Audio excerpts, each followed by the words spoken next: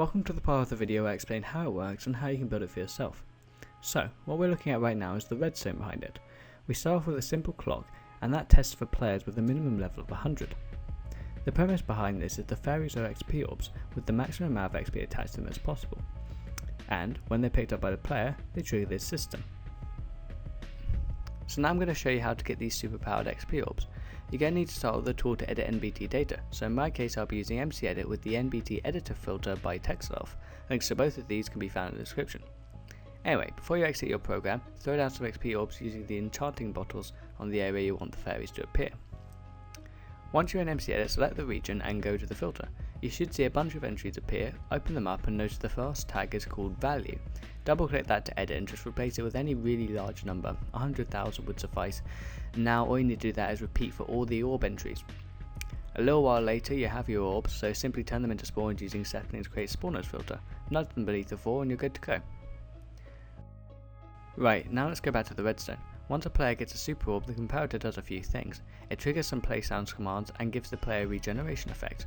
I find a 5-second long regen with an amplifier at about 35 is great. Next at the end there you'll notice a torch running into a comparator and a repeater running into another set of command blocks. What this is the fairy catching system.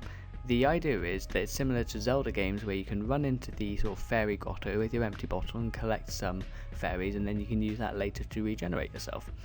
So the way this works is the max health attribute is assigned to a bottle so that when it's being held, your health is greater. This means we can use a scoreboard system with a health type to detect the change. So that's exactly what the command block on the right end does, but we encounter a problem that I'm questioned about all the time. Once it finds a player, it can't be used again until it can't find a player. Well, in fact there's a very simple solution to this. If we have a torch facing into the comparator that is triggered whenever the command block is, it will temporarily re-enable the output, hence even if the state of the command block hasn't changed, it will refresh the signal. Now before I end the video, I'm going to quickly tell you how to apply custom attributes. It's really simple, all you have to do is put it in a chest, go into MCEdit and run a filter.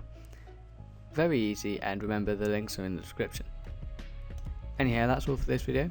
If you liked the video, leaving feedback would be great, and I hope to see you next time.